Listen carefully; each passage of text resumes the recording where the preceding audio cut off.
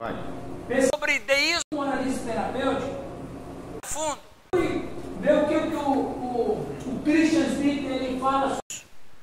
Porque pode ser uma você um trato no relacionamento de você lidar com. É interessante.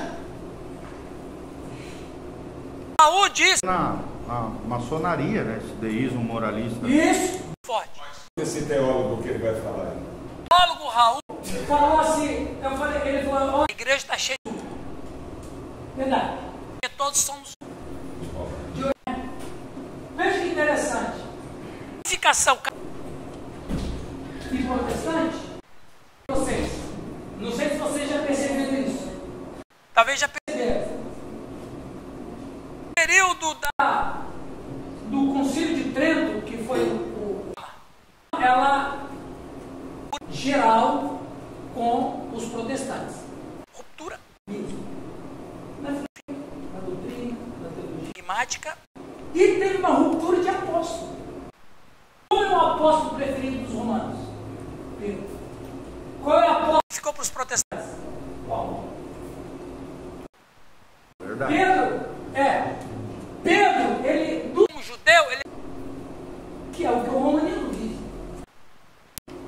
Paulo, mal é erradamente feita a leitura sobre ele, que era da graça, que apresentava graça, é o protestante. A mensagem do protestante qual é? Pela graça, Sois salvo. qual é a mensagem do romanismo? Pela Você tem que dor. fazer alguma coisa para ser salvo do legalismo. Percebe? Então, a ruptura foi geral mesmo. O filósofo preferido antes da reforma, quem era? Platão. Aristóteles. Depois da reforma, no período da contra-reforma, qual foi o filósofo preferido? Aristóteles. Aristóteles. Quem era o representante filosófico aristotélico? Tomás de Aquino. Então foi uma ruptura assim, ó, notável mesmo.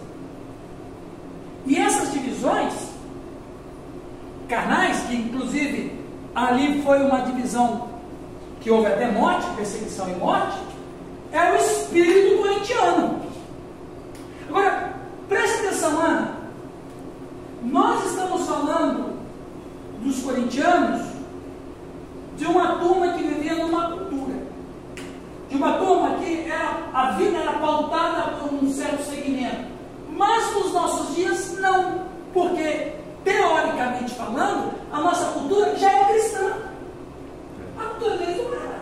Do mundo ocidental, sim. Exatamente, então no mundo ocidental, a nossa cultura é permeada de cristianismo. Tudo que você vive, eu vivo no ocidente. Tanto de economia, quanto de vida pessoal, casamento, família. O pano de fundo que desce as leis, a Constituição, o Código Civil, é um pano de fundo cristão. Parece com os corintianos. Qual é o pano de fundo deles? Paganismo. Eles chamavam os outros de pagão, mas eles também eram. Né? E eles, tanto quanto. Muito bem. Falando ainda sobre igreja, e eles daí não entendiam, 1 Coríntios 1, vamos falar sobre 18 a 25, alguém lembra? Não, cada um lê o versículo, por favor.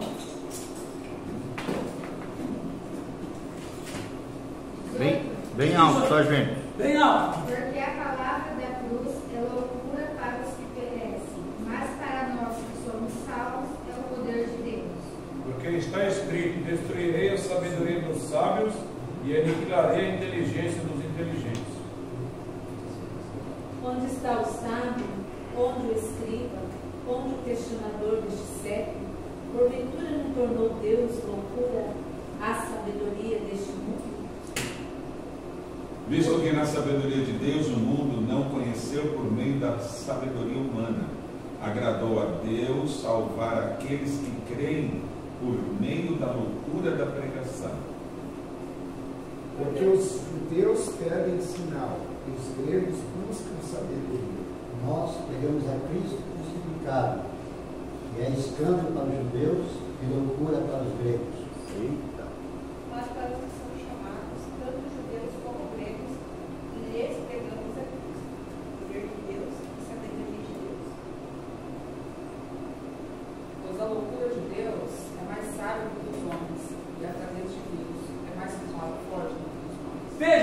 não ataca a filosofia e nem a sabedoria. O que ele ataca?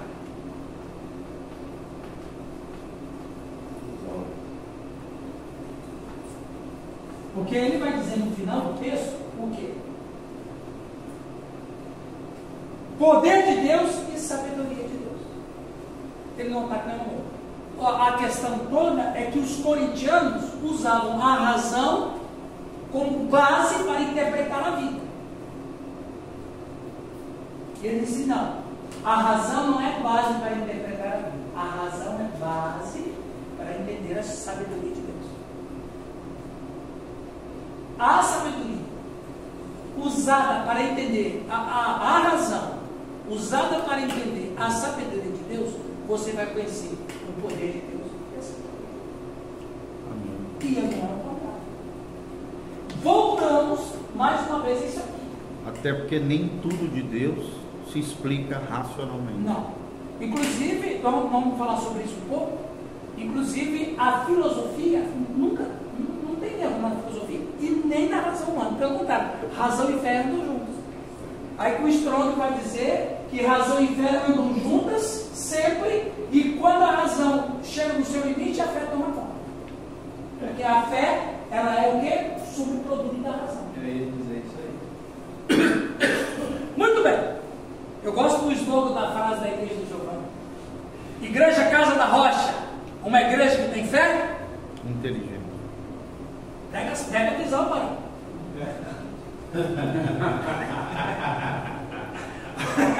Vamos lá. Para Paulo, e gente, olha como que as coisas são tão interessantes e complexas na vida cristã. Ó, veja aqui, ó. Para Paulo, a igreja era o templo de Deus. Porque a igreja era a sociedade, voltamos ao espírito de coletividade, a igreja era a sociedade em que o Espírito de Deus habitava. Então, o Espírito de Deus habita no templo de Deus, que são quem? A coletividade. Vamos lá.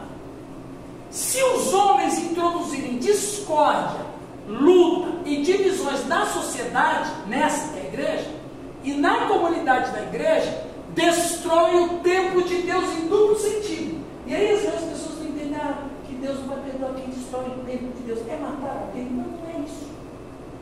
Não é isso. A nossa visão tem que ser maior. Olha lá. Vou repetir. Se os homens introduzirem discórdia, luta e divisões na sociedade e na comunidade da igreja, destrói o templo de Deus em duplo sentido. Por quê? O templo de Deus é o quê? O templo de Deus é uma família, é uma coletividade. O Espírito de Deus habita na coletividade em vidas individuais quando ele está só. Mas a igreja reunida, o Espírito de Deus habita na comunidade.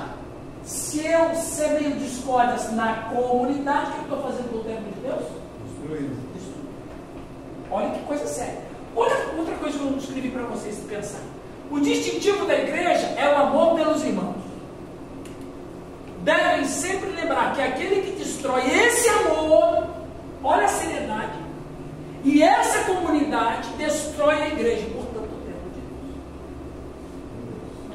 Pastor, eu fico a pensar que se não tivesse aquela perguntinha de Pedro para Jesus, o que seria das igrejas? Né? Quantas vezes eu devo perdoar o irmão? Graças a Deus. Se não fosse essa perguntinha. O que nós pastores devemos, pegando o gancho que a Neuza disse, o que nós pastores não devemos permitir é que uma sementinha da discórdia tome conta. Porque se você e eu, se a gente não agir na vida de quem começa a semear discórdia, eu estou contribuindo para que ele destrua o tempo de Deus. O duro é quando ele faz isso sem você saber. Não, quando você sabe, quando você souber, A maioria das vezes acontece assim. quando você descobriu, age. Por quê? E fala mesmo. Meu irmão, ó, você está destruindo o templo de Deus. E Deus não vai levar por inocente que destrói. E é a igreja. É a igreja. Porque você promovendo discórdia, o que acontece com isso aqui? Destrói. Veja, todo relacionamento só começa com amor, mas ele só se sustenta com perdão. Nunca esqueça disso. Isso é forte, hein? Todo relacionamento só começa com amor, mas só se sustenta com perdão. Seja marido e mulher, seja irmãos em Cristo, seja nosso relacionamento com Deus. Por que Deus tolera o Raul? Não, o Raul não. Por que Deus tolera o Rio? Aí sim! Aí o Rio. Aí é verdade. Por que Deus tolera o Rio? Esse é um espírito. A Deus já respondeu. Por que Deus tolera o Rio? Ia responder do Raul, mas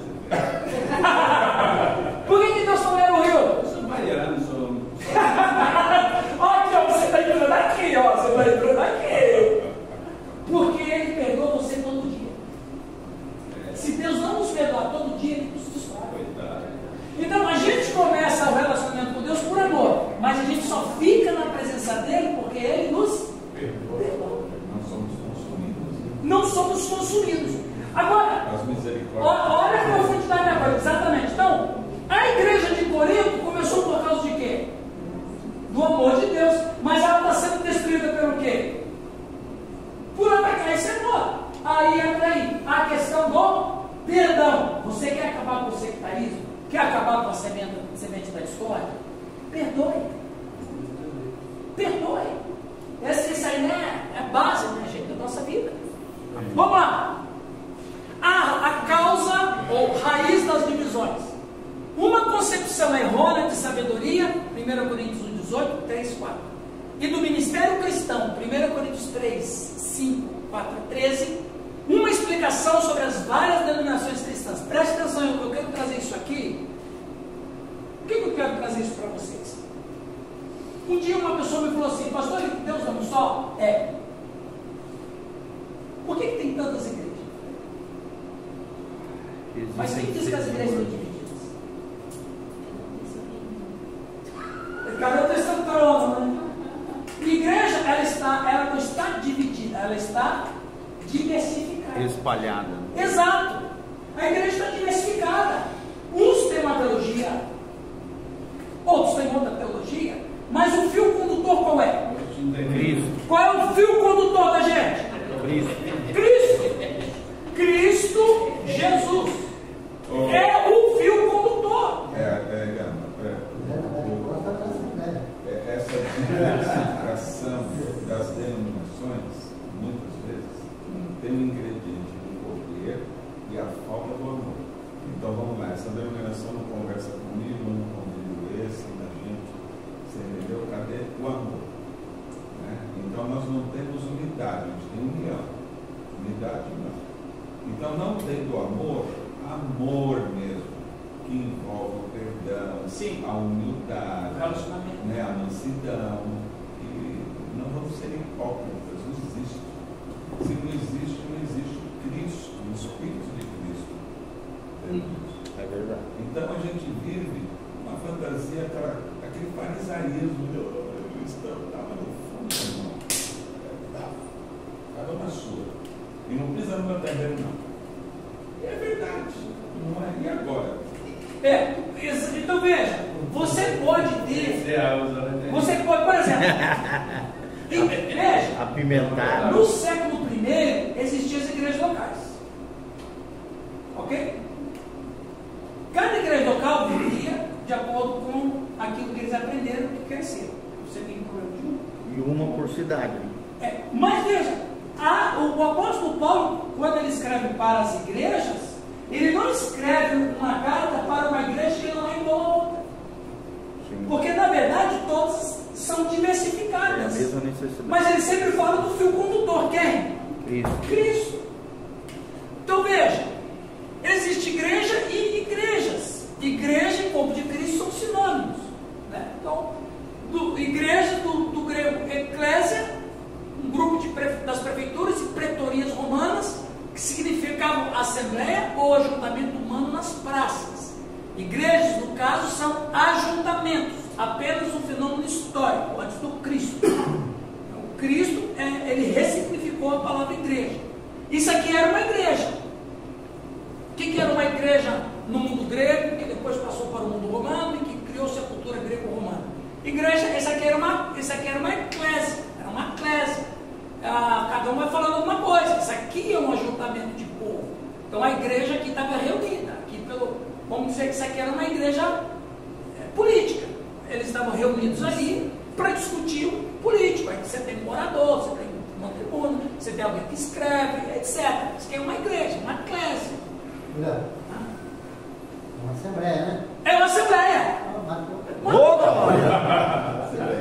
Rodopia. Então, igreja é um corpo que transcende em muitos dos ajuntamentos formados pela individualidade que converge a fé, esperança e amor para o Evangelho. A igreja e ninguém tem poder de separar a igreja.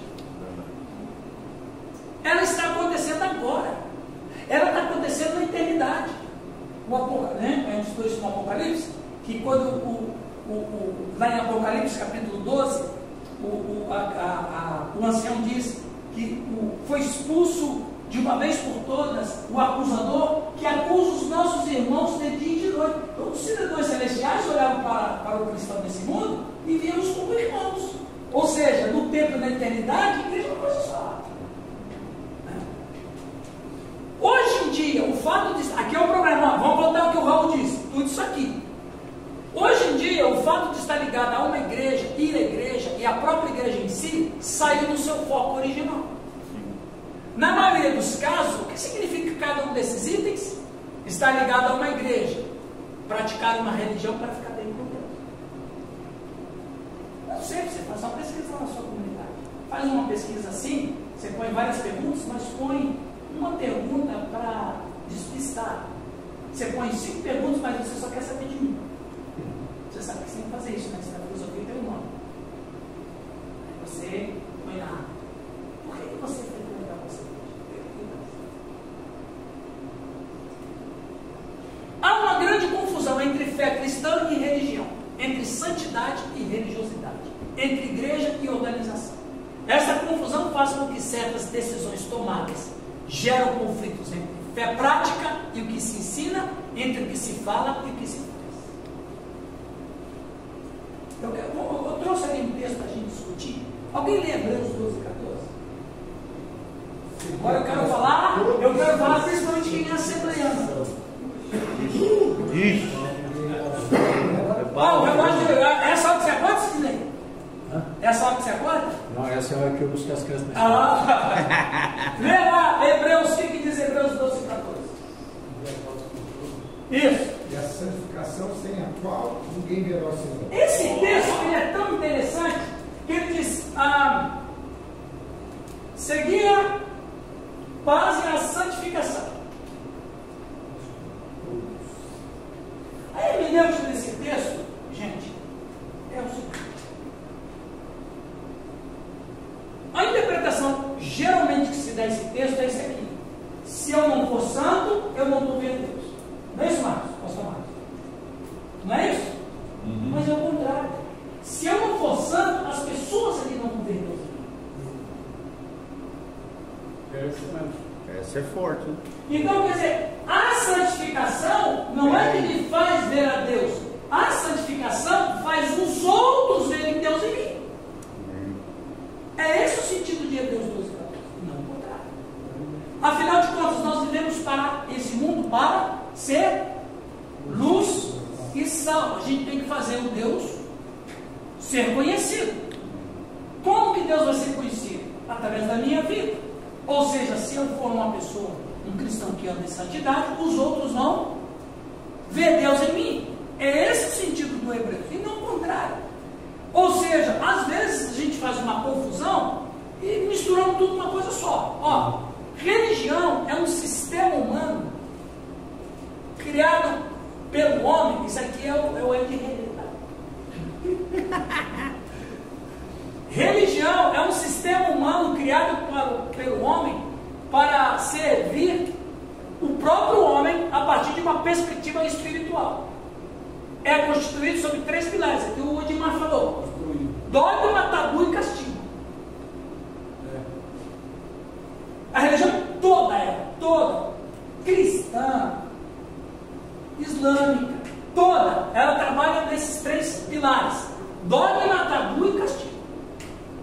E dentro desse ponto de vista, a religião passa a interpretar a vida a partir de si como sistema. O que a sua religião diz? A minha religião diz que eu tenho que viver assim. Esse é o religioso. Que é diferente da fé cristã. A fé cristã não é religião. A fé cristã é revelação. Nós vivemos por revelação. Lembra que eu falei aqui? Eu gosto sempre de falar isso. Que Deus só trabalha em 2 dias. Quais são esses 2 dias? Os únicos que Deus trabalha. O dia da visitação E o dia do Senhor. e o dia da vingança. O dia da visitação é hoje. O dia da visitação é o cordeiro, é o período do cordeiro. O dia da visitação é quando Deus está pronto para perdoar o ser humano. O dia da visitação é quando a gente prega o Evangelho. O dia da visitação é quando a gente encontra perdão. O dia da visitação é quando a gente encontra reconciliação. Mas o dia da vingança é o dia do leão. Ele vai vir para despedaçar os ímpios. Deus só trabalha em 2 dias.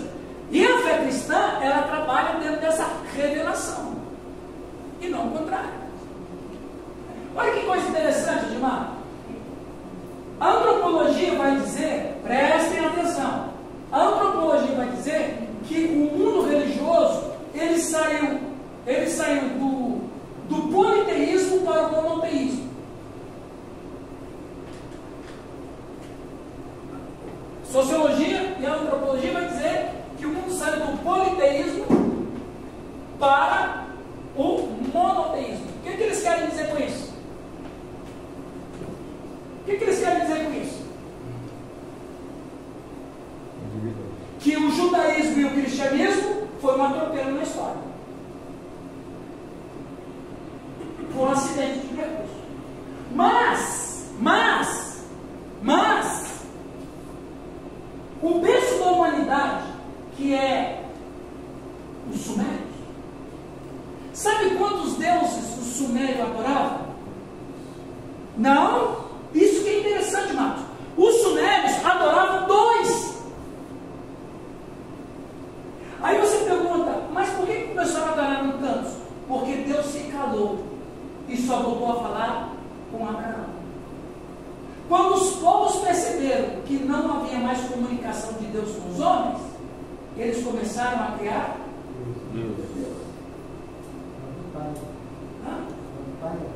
Então, aí o que acontece? Quando Deus fala com Abraão, então Deus novamente está falando com o ser humano. Mas antes de Abraão, não. Então, ao contrário, nós saímos do monoteísmo para o politeísmo. Mistério vitória. Então, quando Deus se revela para Abraão, aí novamente volta o monoteísmo. Então, a gente passa a viver, e lógico, a gente usa monoteísmo e politeísmo como termos técnicos, mas na verdade, Abraão começou a se construir uma caminhada olha, tema para a semana de vocês da Páscoa, caminhada da fé. A fé começa em Abraão. Então, Abraão, ele é o pai dos cristãos. Não é isso? Você que expôs Gálatas, Giovanni? Sim.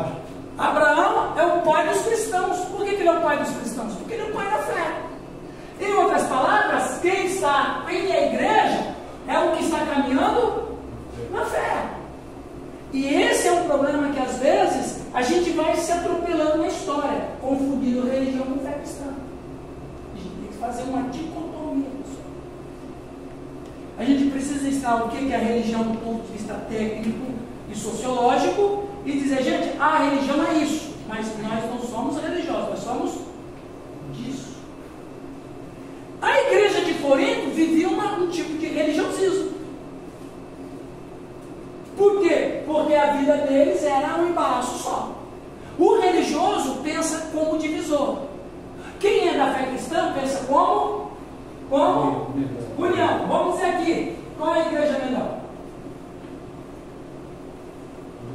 O religioso vai dizer, a minha igreja é melhor. O cara diz, eu fico louco quando... é complicado. Como diz o meu pai. Fulano se converteu. Converteu, graças a Deus. Essa vida aí não tem outra igreja.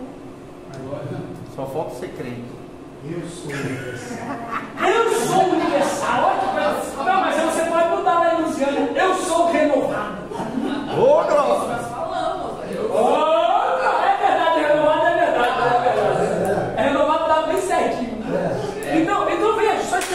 você que nem raciocínio. O espírito dos corintianos não valia nada, até hoje não vale. Então, o espírito dos corintianos. Fala lá. Queima, Jesus. A igreja era melhor, né? Ah. Eu lembro quando eu estava começando assim na terra, aí o pessoa terminava a igreja e falava para mim, não, vamos lá para a minha igreja lá. Lá na minha igreja lá, todo dia cai demônio, vai cair. Eu falei, beleza, mas o princípio a minha é melhor que a sua, porque a minha também nem entra. Tem uma igreja, tem uma comunidade aí, que você sabe, aí naquela comunidade, uma das práticas dele é o gospel, é o beijo. Você sabe qual que eu estou falando? Aí um dia, eu era pastor lá em Iretama, e lá em Iretama essa igreja é muito forte. E eu era pastor de uma igreja miudinha, né? E aí então, ele falou, eu estava assistindo a conversa, estava eu, o presbítero da minha igreja, e essa pessoa. Aí essa pessoa falou assim, a minha igreja é melhor que tem. É a única igreja de fato que Jesus começou com Jesus, o religioso começa isso. O religioso, você quer conhecer um religioso também? Quando ele fala que só a igreja Jesus começou a igreja, esse é religioso. E aí ele falou, Jesus era religioso, Jesus era começou a minha igreja. Aí ele disse, não, isso é verdade agora. O meu presbítero falou, ele mora em Mamorê hoje. É verdade, Jesus é verdade, começou com vocês mesmos. Inclusive o Judas Iscariotes era membro dessa igreja. Quebrou a perna do cara. O Judas era membro dessa igreja. Ele falou isso lá. Aí por fim o cara ficou tão irritado que ele disse assim, olha João, o nome dele é João. Olha João, o negócio é o seguinte, falta muito para você ser crente, de verdade. Aí ele disse por esse outra pessoa, disse aí, para você. Não, ele falou assim, não, ele falou assim, para você falta pouco ser crente. Aí o João disse, para você falta muito. Acabou com ele. Isso é o religioso. Então, religioso, ele vai sempre ter o espírito dos coríntios. Sectarismo, de divisão. Que era a base. Agora, dentro do espírito religioso, o que acontece com isso? Dentro do espírito religioso, isso não acontece. Mas o que acontece dentro do espírito religioso? Moralismo. Percebe como a gente está nessa teia desgramada? Ok? Vamos adiante. Olha lá. Fé cristã. Raul, com essa voz sua de arrepiar, leia para nós ali. A fé cristã é o ponto principal para que o ser humano possa ser aceito por Deus, perdoado de seus pecados e ingressado na vida eterna.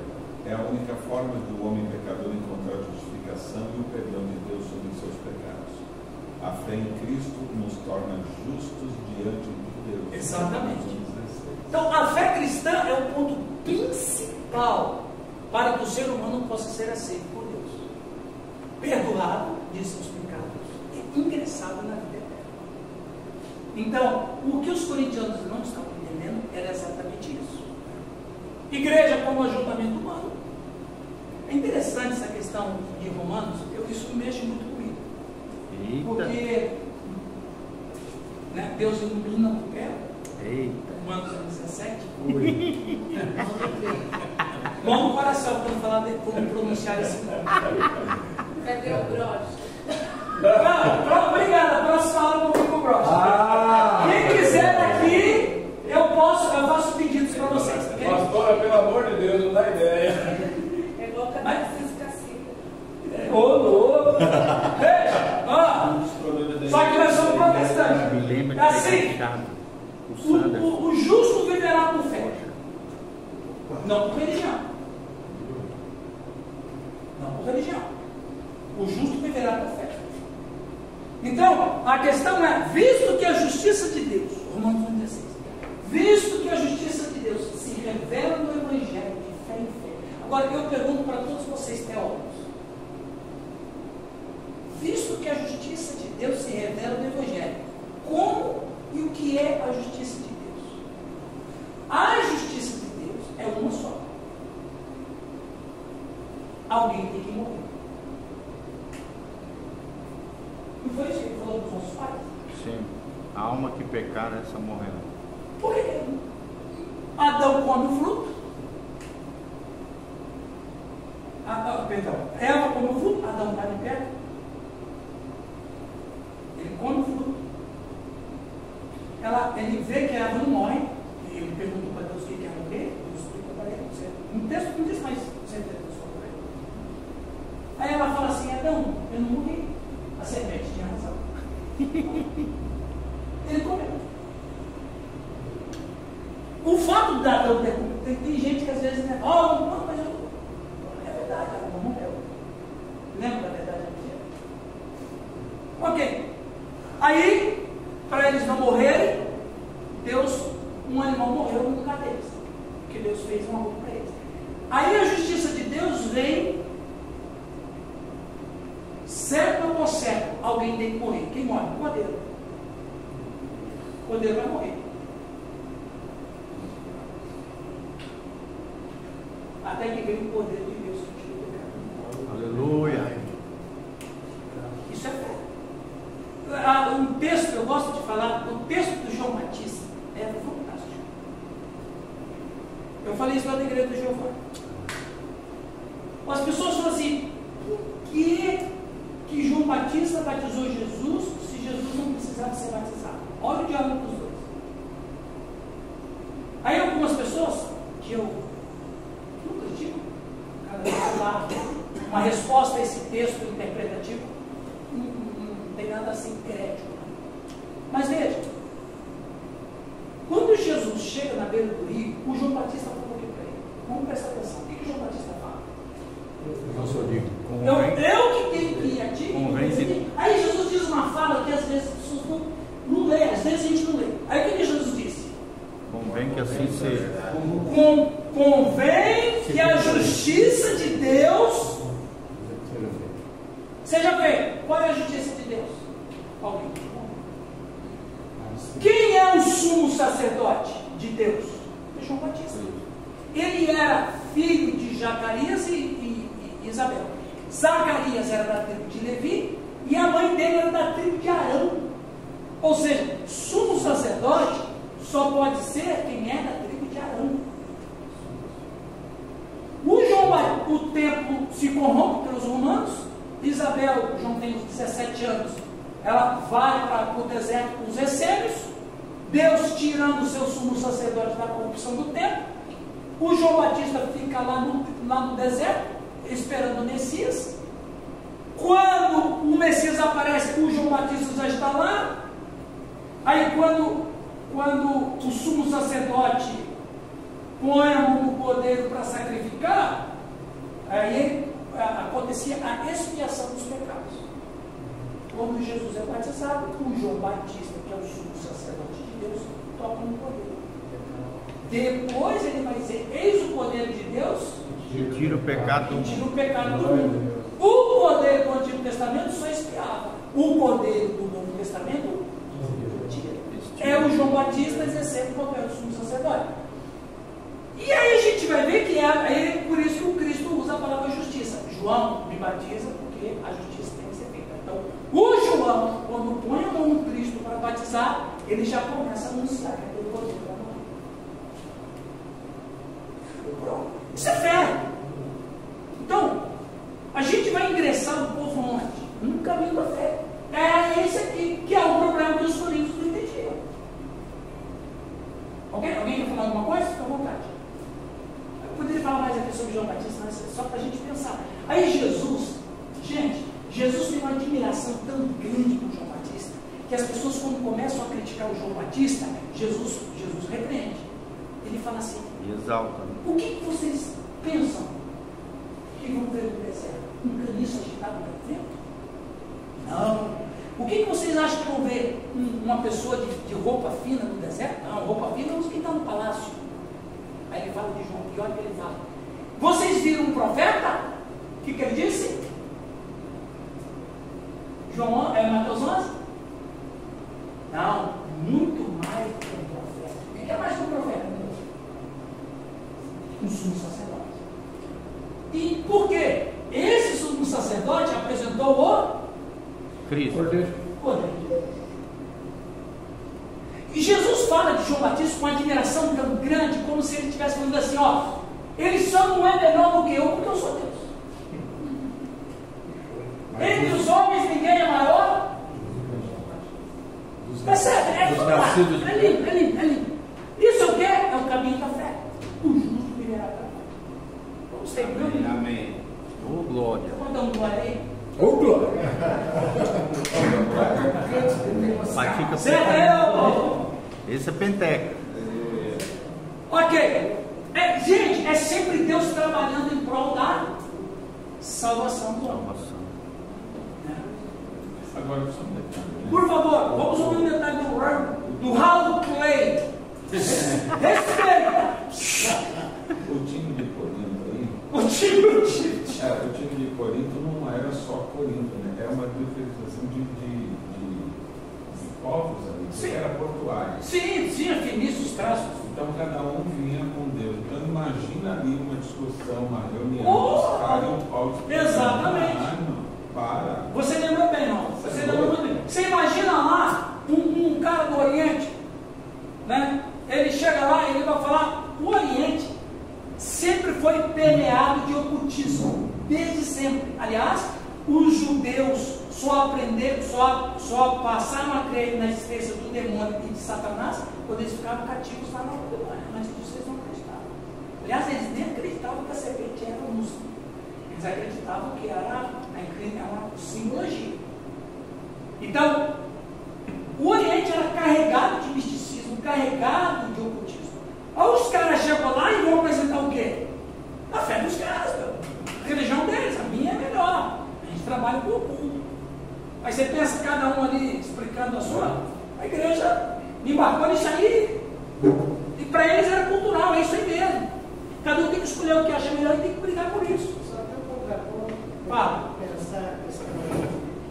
Quando você colocou a questão histórica de Corinto, anos 50, né? Você colocou essa questão de Corinto. Isso.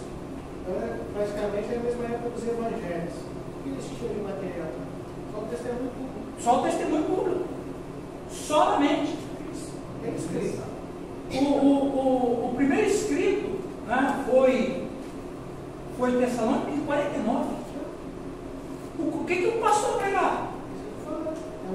Vamos pensar nesse contexto. Nós comentou ali da disputa de Paulo e Apolo, né? A gente tem que levar para esse lado, mas pensa bem, né? Paulo chega na viagem missionária e evangeliza, pessoas se convertem e tal. E ele segue. Ele vai ficar ali. Não, ele segue. Ele ficou um ano e meio só. Mas por o primeiro irmão que se evangelizou, se converteu, ó, você vai cuidar desse povo aqui. Exatamente. O que mais era espiritual? E vai cuidar por quê? Como? Bom, daí entra aquilo que o Raul falou agora. Cada um tem a sua miscelânea de religiosidade. Olha, eu acho que esse aqui é bom, esse aqui não é. Vamos juntar aqui o quebra-cabeça. O cristianismo é isso. E além da sua fala, eu ainda acrescento. Foi muito bom. O que não pulverizou a igreja foi uma coisa. Por todas as dificuldades.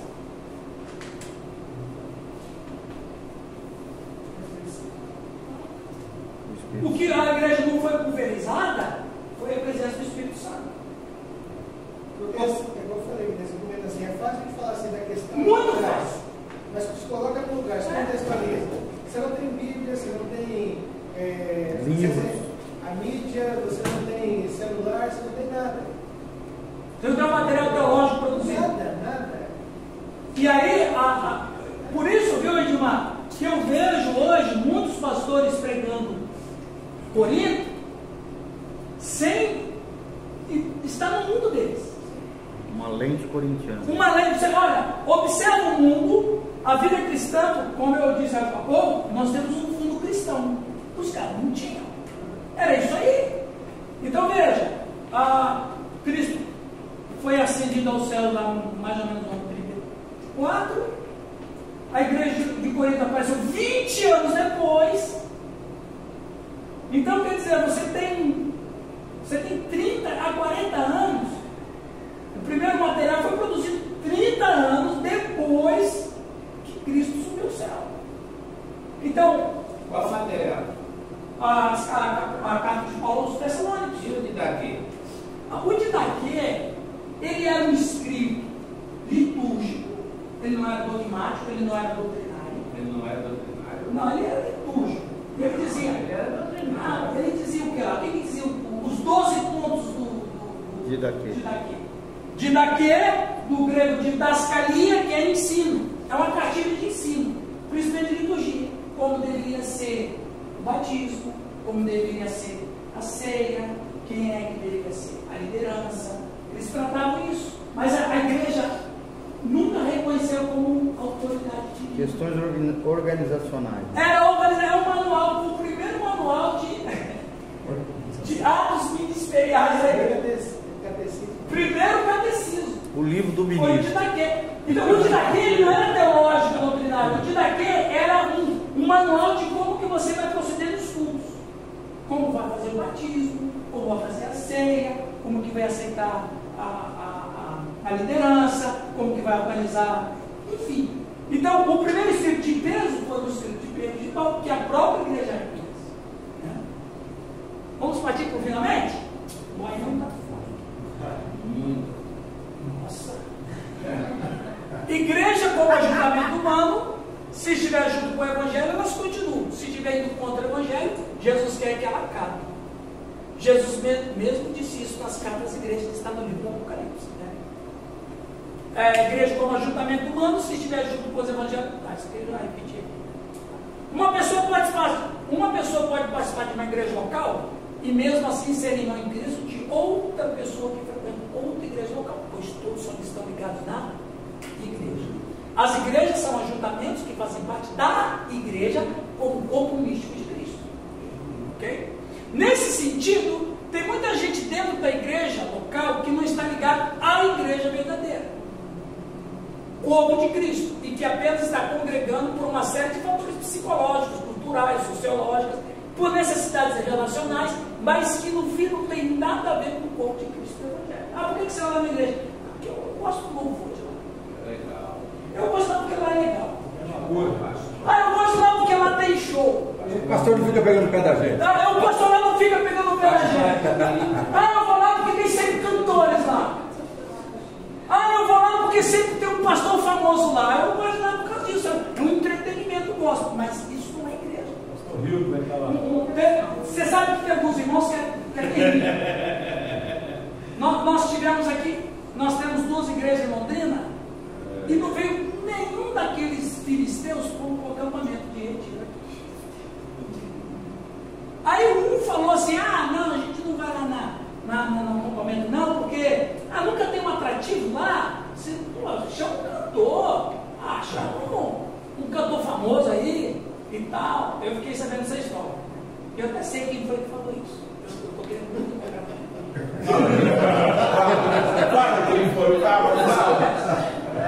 Aí eu vou dizer assim, por que você não vai num retiro aqui? Aí ele vai dizer, não tem um atrativo, não tem um cantor aqui.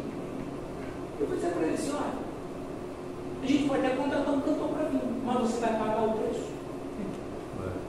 Você está reclamando porque vai pagar R$200, eu vou ter que botar 600 no preço do retiro. Você vai ver isso? Nosso jovem amado. Gostaram, né? Então veja bem, é aquilo, isso não é espírito de igreja. Então, eu vou lá porque. Aí entra aqui, viu? Meu Deus, eu me sinto bem. Terapeuta. É o terapeuta. Eu vou lá porque o pastor é gente boa.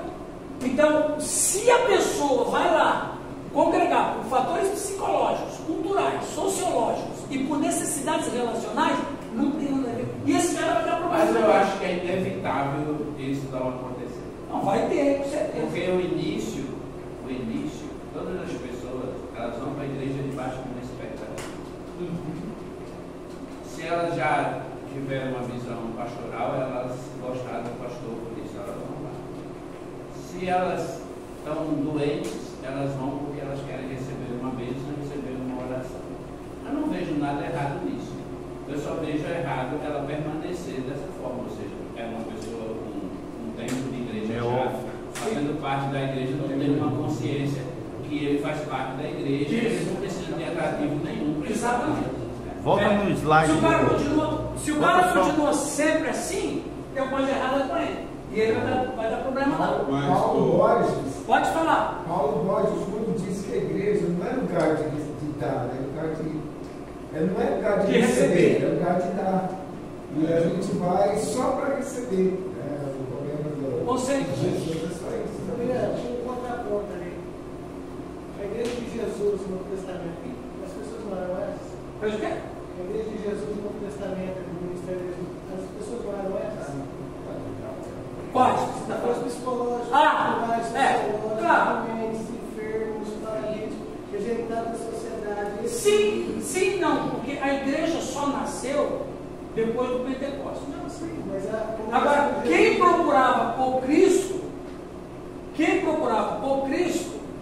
eram pessoas que tinham passado por todas essas situações de mazelas, mas não tinha aquele conceito de igreja, que só acontece no dia do Pentecostes, porque ele fala lá em Mateus 16, sobre essa pedra edificarei o que aconteceu. Agora, aí o Currículo falou, agora se o cara chega na igreja, por causa dessas motivações, de 2 anos que o cara está lá e continua assim, tem uma coisa errada, ele não entendeu o discipulado. Ou não foi discipulado. Ou eu não quero nem discipular. Aí entra o pragmatismo. Eu quero ele do jeito que está, quero ele está vindo aqui, está dando dízimo. Mas aqui, dentro do seu quadro aí, a gente falou de Roma, né? A nossa igreja hoje, ela é romana. Tá, o seu amigo. Olha, a tese dele aqui, viu, pessoal? Presta atenção, hein? O seu amigo Lutero, não, peraí. Ele quem sou eu? Eu estou longe disso. Pode falar, né? Olha, tá vendo? Já não pode chamar de amigo. Não, longe disso, eu não me sinto digno. Já não pode chamar de amigo. Eu vou falar. Então, o seu senhor Lutero, ele reformou a teologia. Tá, mas ele trouxe a liturgia. Isso, conservou a liturgia. Isso. Banco, clero, dia, paramentos, etc., que é a nossa igreja hoje. Ela é romana. Não, a liturgia na igreja luterana, ela conserva a liturgia. O pastor usa o talar, eles têm vela no altar, entendeu? Inclusive são testemunhos. São testemunhos. Só não tem o santo. Eu preguei numa igreja luterana esse final de semana. Alemã? Alemã. E quando eu terminei a pregação, a vela do altar, ela não tinha só derretido, mas derreteu o próprio derretimento dela. Nossa. Aí que poder. A irmã chegou e falou assim: olha aqui, pastor, se vocês falavam que a pregação durava até a vela acabar, eu parava. A próxima vez, vocês põem uma vela de 2 metros. 7 dias. Então, eles conservaram os paramentos. Mas a igreja reformada não. Destruiu os paramentos. Lá, por exemplo, a igreja luterana ali e as outras igrejas, a gente não tem crucifixo, a gente não tem vela no altar, a gente não usa talar. Mas você tem altar. Sim. Tem o altar, as cadeiras dos chefes, o chefão, 10 metros longe do povo é para lá. Então você tem o átrio, o lugar santo e o santo do santo, onde fica lá. Né? Então a igreja judaica, ela tinha discussão. Sim. O mestre estava lá e se discutia o que estava. A nossa não se discute. Você falou, é verdade, todo mundo. Roma locuta finita causa est. Mas Jesus, de vez em quando, entrava no barco e ia na água para ficar longe da multidão. Já pensou? E ministrava longe. Tem hora no povo aí que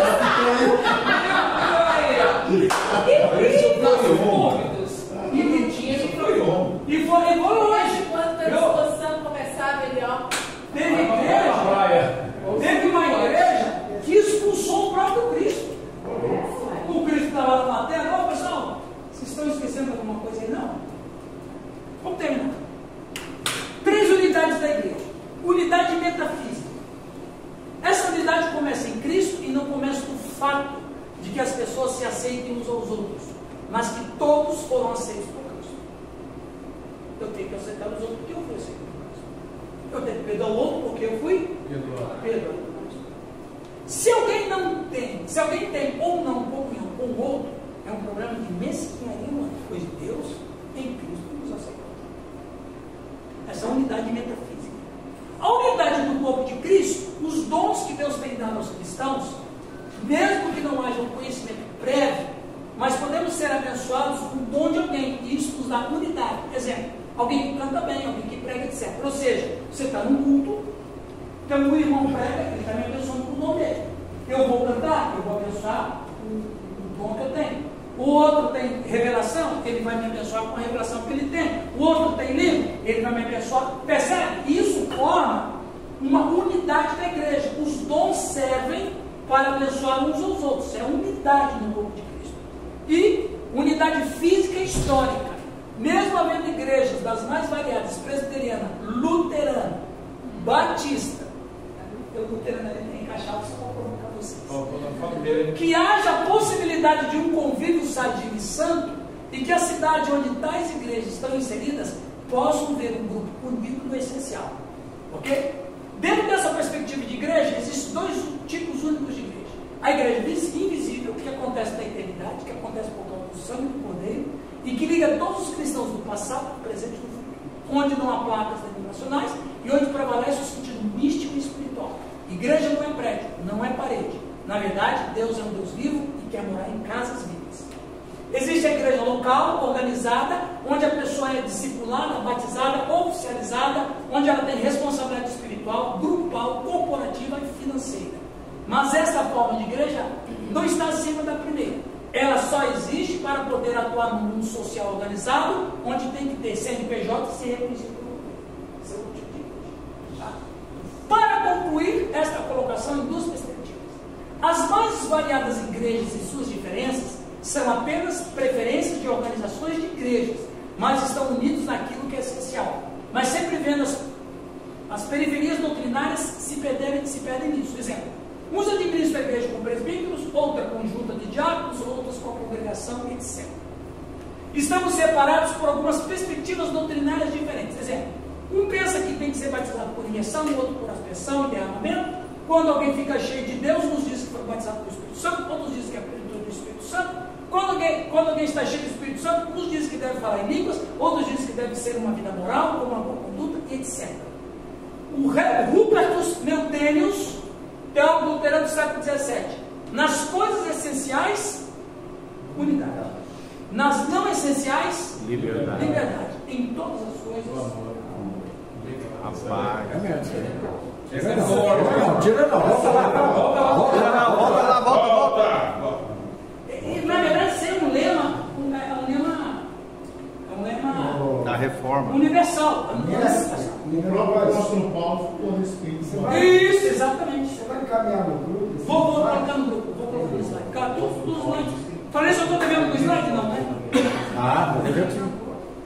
Então não esqueça.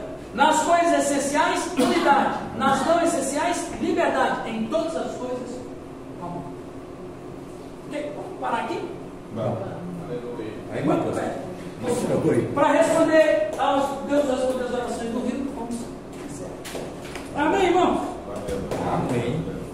Queridos, vamos orar a Deus. Falta pouco tempo para o almoço. Vamos ter um tempo de oração agora. Maravilhosa a aula. Glória a Deus, né, irmãos? Sempre. Obrigado. Sempre que Deus seja glorificado. Sempre. É verdade, pessoal, na